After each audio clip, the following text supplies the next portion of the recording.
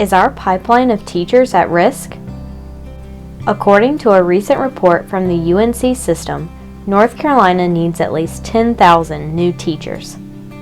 There are 15 UNC system schools that have teacher preparation programs, and all are reporting declines in enrollment in their degrees and licensure programs. Of great concern is the severe shortage of math and science teachers and middle school teachers for all subjects. I think another deterrent to college students to go into the teaching profession is the public narrative about teachers right now, and the ways in which teachers, even when they are working incredibly hard in not very supportive environments sometimes, are still being blamed for the inequities that are being caused by systemic racism and economic inequality.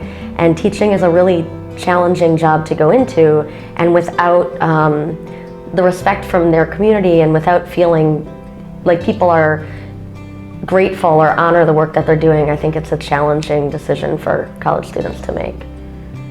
According to the data from UNC General Administration, a lot fewer people want to be teachers in North Carolina. There has been a 30% decline since 2010. Alice Chapman, Vice President for Academic Programs for the UNC system, called this trend very concerning. So we have a teacher pipeline that's leaking at both ends. We have high attrition rates and low enrollment in teacher education programs, and I think we need some statewide systemic solutions to both recruit teachers but also prepare them well so that when they enter schools, they have the capacity to become the type of teachers that we need. And I think in order to do that, one of the things that we need to do is to create incentives for teachers to go through teacher education programs and then go to communities that need teachers.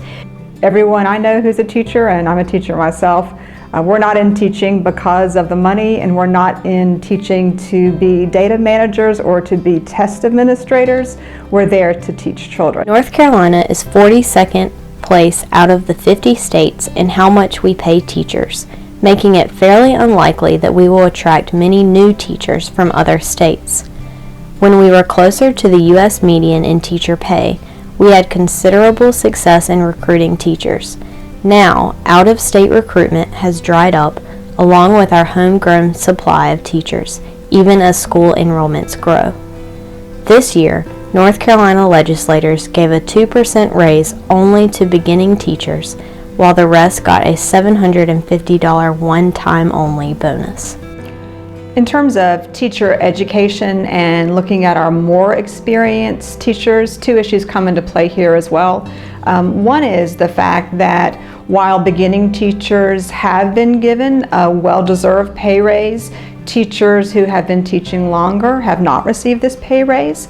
And then secondly, since our state is no longer paying teachers who have earned master's degrees, this external financial incentive to be able to pursue a master's degree has been cut dramatically. So we're seeing at the university level a significant drop in enrollment in our Masters of Education programs, and we know that the factor in terms of student achievement that has the most impact is the quality of the teachers. And so if we say we value quality teachers in our workforce, this idea of fewer and fewer teachers enrolling in graduate programs and pursuing master's degrees is particularly troubling. The severe reduction in enrollment in schools of education is more troublesome when you consider issues of retention. For example, North Carolina is surrounded by other states that are doing better with starting teacher pay and average teacher salaries. We are below Virginia, we're below Tennessee, we're below Kentucky, we're below South Carolina, and we're below Georgia. It is easy to see why we are losing our high-quality teachers to other states. The State Department of Public Instruction reports a teacher turnover rate of 15% last year, which means teachers moving on to other jobs. Earlier, the department found that 1,082 North Carolina teachers took jobs in other states last year, roughly triple the number who moved away in 2010. We have to think about how we retain these teachers, and so how do we keep our very best teachers in schools? And One big area is in the area of working conditions, and so part of it is that we treat teachers as the professionals they are.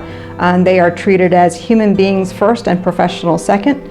They are encouraged and supported in making decisions every day, decisions about curriculum, decisions about children, and that they are empowered to work with children and families outside of the school setting. So looking at ways communities can work with schools to support the achievement and the instruction that's going in within the school building as well as outside of the school building is very important.